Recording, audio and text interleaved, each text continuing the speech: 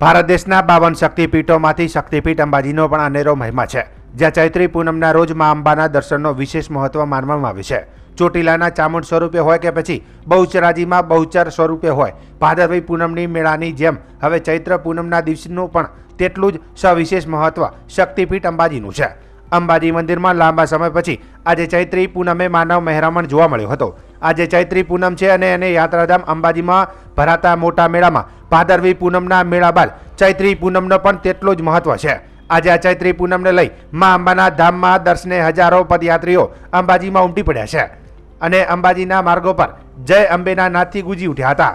અને ખાસ કરીને જ્યાં ભાદરવી પૂનમે જે રીતે ધજાઓનો પ્રમાણ વધુ જોવા મળતું હોય છે, તેમ આ પૂનમે શ્રદ્ધાળુઓ પોતાની બાધા માનતા પૂરી કરવા હાથમાં ધજાને માથે માંડવીને ગરબી લઈ મા અંબાના દરબારમાં પહોંચતા નજરે પડ્યા હતા। એટલું જ નહીં, આ ચૈત્રી નવરાત્રિને પૂનમને તંત્ર મંત્ર માટે પણ મહત્વનો સમય ગણવામાં આવે છે।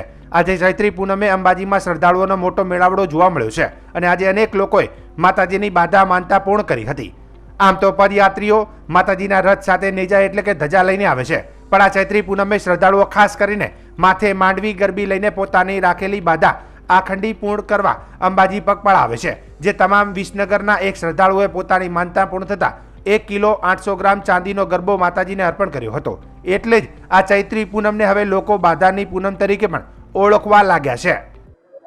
આ ચૈત્રી નવરાત્રિ એટલે માતાજીના નવરાત્રિની પૂનમ ગણાય।